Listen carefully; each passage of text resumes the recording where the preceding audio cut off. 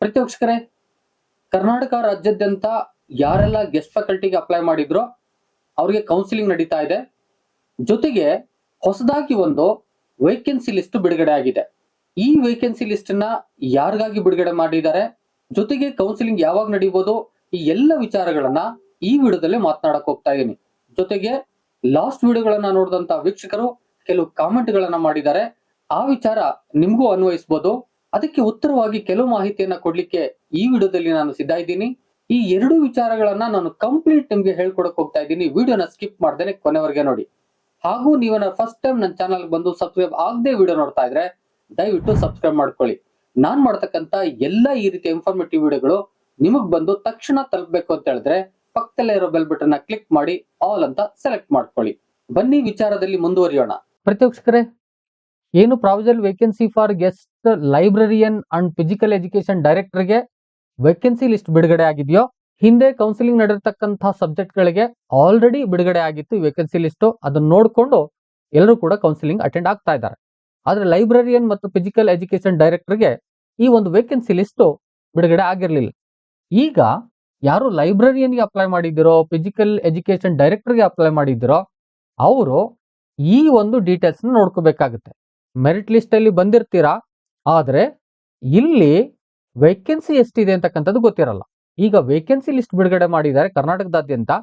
ನೀವು ಸ್ಥಳೀಯವಾಗಿ ಯಾವ ಕಾಲೇಜನ್ನ ಸೆಲೆಕ್ಟ್ ಮಾಡಬೇಕು ಅಂತಕ್ಕಂಥದ್ದನ್ನ ಈ ಮೂಲಕ ಸೆಲೆಕ್ಟ್ ಮಾಡಬೇಕಾಗುತ್ತೆ. ಬಹುತೇಕವಾಗಿ ವೇಕೆನ್ಸಿ ಒಂದೊಂದೇ ಇದೆ, ಎಲ್ಲೂ ಎರಡೆರಡಿಲ್ಲ. ಆ ದಿಸೆಯಿಂದಾಗಿ ನೀವು ನಿಮ್ಮ ಸ್ಥಳೀಯ ಕಾಲೇಜುಗಳನ್ನೇ ತಗೊಳ್ತೀರಿ ಅಂತಕ್ಕಂಥದ್ದು ಗೊತ್ತು. ಆದ್ರೆ ಕೌನ್ಸಿಲಿಂಗ್ ಹೋಗುವ ಮುನ್ನ ಈ ಡೀಟೇಲ್ಸ್ ನ ನೀವು ತೆಗೆದುಕೊಂಡಿರ್ಬೇಕು. ಏನು, ಕಾಲೇಜ್ ಐಡಿ ನಿಮ್ಗೆ ಗೊತ್ತಿರಬೇಕು, ಮತ್ತದು ಕಾರ್ಡೆ KK ನಲ್ಲಿ ಇದೆಯಾ ಮತ್ ROK ನಲ್ಲಿ ಇದೆಯಾ ಅಂತಕ್ಕಂಥದ್ದು ಕೂಡ ನಿಮ್ಗೆ ಗೊತ್ತಿರಬೇಕು. ಜೊತೆಗೆ ಕಾಲೇಜ್ ನೇಮ್ ಕೂಡ ನೀಟಾಗಿ ತಿಳ್ಕೊಳ್ಳಿ, ವೇಕೆನ್ಸಿ ಎಷ್ಟಿದೆ ಅಂತಕ್ಕಂಥದ್ದನ್ನು ಕೂಡ ತಿಳ್ಕೊಳ್ಳಿ. ನೀವೇನಾದ್ರೂ ಇದ್ಯಾವುದೂ ಗಮನಿಸ್ತೇನೆ ಡೈರೆಕ್ಟ್ ಆಗಿ ಕೌನ್ಸಿಲಿಂಗ್ ಹೋದ್ರೆ ಅಲ್ಲಿ ಕಾಲೇಜನ್ನ ನೀವು ಕೇಳ್ತಾರೆ, ಯಾವ ಕಾಲೇಜನ್ನ ನೀವು ಸೆಲೆಕ್ಟ್ ಮಾಡ್ತಾ ಇದ್ದೀರಿ ಕೇಳ್ತಾರೆ. ನೀವು ಒಂದನ್ನ ಕೊಟ್ರೆ ಅದರಲ್ಲಿ ವೇಕೆನ್ಸಿ ಫಿಲ್ ಆಗಿದೆ ಅಂದ್ರೆ ಇನ್ನೊಂದನ್ನ ಹೇಳ್ಬೇಕಾಗತ್ತೆ. ಅವರೇ ಇಂಥ ಕಡೆ ಹೋಗಿ ಅಂತ ಹೇಳೋದಿಲ್ಲ.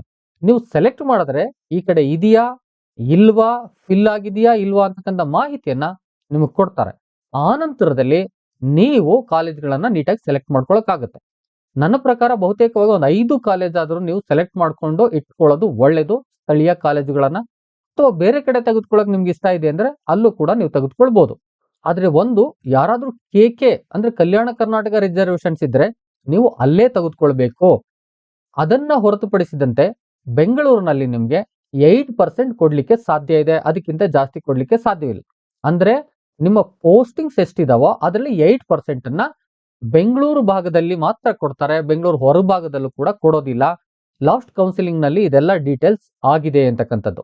ಆ ದಿಸೆಯಿಂದಾಗಿ ನೀವು ಒಂದು ಮೆರಿಟ್ ಲಿಸ್ಟ್ ಅನ್ನ ನಿಮ್ಮನ್ನ ನೋಡ್ಕೊಳ್ಳಿ, ದೆನ್ ಈ ಒಂದು ವೇಕೆನ್ಸಿ ಲಿಸ್ಟ್ ನ ನೀಟಾಗಿ ನೋಡ್ಕೊಳ್ಳಿ. ನೋಡ್ಕೊಂಡು ನೋಟ್ ಮಾಡಿ ಇಟ್ಕೊಂಡು ಕೌನ್ಸಿಲಿಂಗ್ ಗೆ ಹಾಜರಾಗಿ. ನಿಮ್ಗೆ ಇನ್ನು ಕೌನ್ಸಿಲಿಂಗು ಶೆಡ್ಯೂಲ್ ಆಗ್ಲಿಲ್ಲ, ನೀವೇ ಬೇಕಾದ್ರೆ ಒಂದ್ಸಾರಿ ವೆಬ್ಸೈಟ್ ಹೋಗ್ಬಿಟ್ಟು ನೀಟಾಗಿ ನೋಡ್ಕೊಳ್ಳಿ. ನಾನು ನಿಮ್ಗೆ ವೆಬ್ಸೈಟ್ ಅಲ್ಲಿ ಇದ್ಕೊಂಡೆ ಹೇಳ್ತಾ ಇದ್ದೀನಿ ನೋಡಿ. ಬಹುತೇಕವಾಗಿ 1ನೇ ತಾರೀಕು ಏನೆಲ್ಲ ಸಬ್ಜೆಕ್ಟ್ ಗಳಿಗೆ ನಡಿಬೇಕಾಗಿತ್ತು ಅದು ಆಲ್ಮೋಸ್ಟ್ ಆಲ್ ಕಂಪ್ಲೀಟ್ ಆಗಿದೆ, ಕಂಪ್ಲೀಟೆಡ್ ಅಂತ ಬಂದಿದೆ. ಇನ್ನು ಉಳಿದಂತೆ 2ನೇ ತಾರೀಕಿಗೆ ಒಂದು ಸಬ್ಜೆಕ್ಟ್ ಶೆಡ್ಯೂಲ್ ಆಗಿದೆ ಎಕನಾಮಿಕ್ಸ್ಗೆ, ಬಾಕಿ ಯಾವುದೇ ಸಬ್ಜೆಕ್ಟ್ಗಳು ಶೆಡ್ಯೂಲ್ ಆಗ್ಲಿಲ್ಲ. ಆ ದಿಸೆಯಿಂದಾಗಿ ನೀವು ಒಂದ್ಸಾರಿ ವೆಬ್ಸೈಟ್ಗೆ ಹೋಗಿ ನೀಟಾಗಿ ನೋಡ್ಕೊಳ್ಳಿ, ನಿಮ್ ಸಬ್ಜೆಕ್ಟ್ ಯಾವಾಗ ಶೆಡ್ಯೂಲ್ ಆಗುತ್ತೆ ಅದನ್ನ ನೀಟಾಗಿ ನೋಡ್ಕೊಳ್ಳಿ. ನಿಮ್ಗೆ ಈ ವೇಕೆನ್ಸಿ ಲಿಸ್ಟ್ ಬೇಕು ಅಂತ ಹೇಳಿದ್ರೆ ವೆಬ್ಸೈಟ್ಗೆ ಹೋಗಿ ಏನು ಇಲ್ಲಿ ಬ್ಲಿಂಕ್ ಆಗ್ತಿರುತ್ತೋ ಬ್ಲೂ ನಲ್ಲಿ 28ನೇ ತಾರೀಕು 11ನೇ ತಿಂಗಳು 2025ರಲ್ಲಿ ಅವರು ಅನೌನ್ಸ್ ಮಾಡಿದ್ದಾರೆ. ಇದನ್ನ ಡೌನ್ಲೋಡ್ ಮಾಡಿಕೊಂಡು ನೀವು ನೀಟಾಗಿ ನೋಡಿ. ಜೊತೆಗೆ ನನ್ನ ಚಾನಲ್ಗೆ ಬಂದು ತುಂಬಾ ಜನ ಕೇಳ್ತಿರ್ತಕ್ಕಂಥ ಪ್ರಶ್ನೆ ಅಂತ ಹೇಳಿದ್ರೆ ಸೆಕೆಂಡ್ ರೌಂಡ್ ಕೌನ್ಸಿಲಿಂಗ್ ಅನೌನ್ಸ್ ಆಗುತ್ತಾ ಅಂತ. ಇದ್ರ ಬಗ್ಗೆ ಕ್ಲಾರಿಟಿ ಕೊಡೋದಾದ್ರೆ, ಏನು ಉಳಿಕೆ ಸಿಟಿಗಳು ಬರ್ತಾವೋ ಅಂದ್ರೆ ಮೊದಲನೇ ರೌಂಡ್ ಅಲ್ಲಿ ಯಾರ್ಯಾರೆಲ್ಲ ಅಟೆಂಡ್ ಆಗಿಲ್ಲ ಅಥವಾ ಬೇರೆ ಬೇರೆ ಕಾರಣಕ್ಕೆ ಅವ್ರು ಅಟೆಂಡ್ ಆಗ್ಲಿಕ್ಕೆ ಆಗ್ಲಿಲ್ಲ ಅಂತವ್ರಿಗೆ 2ನೇ ರೌಂಡ್ ಅನ್ನ ಮಾಡ್ತಾರೆ. ಜೊತೆಗೆ ಯಾವ ಸಬ್ಜೆಕ್ಟ್ ಗಳಲ್ಲಿ ಇನ್ನೂ ಕೂಡ ವೇಕೆನ್ಸಿ ಇದೆಯೋ ಅಂತವಕ್ಕಂತೂ 2ನೇ ರೌಂಡ್ 3ನೇ ರೌಂಡ್ ಕೌನ್ಸಿಲಿಂಗ್ ಆಗುತ್ತೆ. ಆ ದಿಸೆಯಿಂದಾಗಿ ಯಾರ್ಯಾರೆಲ್ಲ ಎಲಿಜಿಬಲ್ ಇರ್ತಿರೋ, ಮೆರಿಟ್ ಲಿಸ್ಟ್ ಅಲ್ಲಿ ಸ್ವಲ್ಪ ಮೇಲೆ ಇರ್ತಿರೋ, ಈಗ ಏನೋ ಮೆರಿಟ್ ಲಿಸ್ಟ್ ಮುಗ್ದಿದೆಯೋ ನಂತರದ ಒಂದು ಮೆರಿಟ್ ಲಿಸ್ಟ್ ಅಲ್ಲಿ ಯಾರ್ಯಾರು ಬರ್ಲಿಕ್ಕೆ ಸಾಧ್ಯ ಇದೆಯೋ ಅವರೆಲ್ಲರೂ ಕೂಡ ಸೆಕೆಂಡ್ ರೌಂಡ್ಗೆ ಬರ್ಲಿಕ್ಕೆ ಸಾಧ್ಯ ಆಗುತ್ತೆ. ಆ ದಿಸೆಯಿಂದಾಗಿ ನೀವೆಲ್ಲರೂ ಕೂಡ ವೇಟ್ ಮಾಡಬೇಕು. ಅಂದ್ರೆ ಫಸ್ಟ್ ರೌಂಡ್ ಎಲ್ಲ ಮುಗಿಯೋ ತನಕ ಸೆಕೆಂಡ್ ರೌಂಡ್ ಅನ್ನ ಬಿಡುಗಡೆ ಮಾಡೋದಿಲ್ಲ. ಪ್ರೀತಿ ವೀಕ್ಷಕರೇ, ಇವತ್ತಿನ ಮಾಹಿತಿ ಇಷ್ಟ ಆಗಿತ್ತು, ವಿಡಿಯೋ ಇಷ್ಟ ಆಗಿದ್ರೆ ಒಂದು ಲೈಕ್ ಮಾಡಿ, ಜೊತೆಗೆ ಎಷ್ಟೋ ಮಂದಿಗೆ ಬೇಕಾಗುತ್ತೆ ಶೇರ್ ಮಾಡಿ. ಏನಾದ್ರೂ ಹೇಳ್ಬೇಕು ಕೇಳ್ಬೇಕು ಅಂತ ಹೇಳಿದ್ರೆ ಕಾಮೆಂಟ್ ಬಾಕ್ಸ್ ಅಲ್ಲಿ ಹೋಗಿ ಒಂದು ಕಾಮೆಂಟ್ ಮಾಡಿ. ಮತ್ತೊಂದು ಇನ್ಫಾರ್ಮೇಟಿವ್ ವಿಡಿಯೋ ಜೊತೆ ನಿಮ್ಮೊಟ್ಟಿಗೆ ಬರ್ತೀನಿ. ಅಲ್ಲಿವರೆಗೆ thank you and all, love you all. Video ನೋಡಿದ ಪ್ರತಿಯೊಬ್ಬರಿಗೂ ಕೂಡ ಅನಂತ ಧನ್ಯವಾದಗಳು. ಮತ್ತೆ ಭೇಟಿ ಆಗ್ತಿರೋಣ.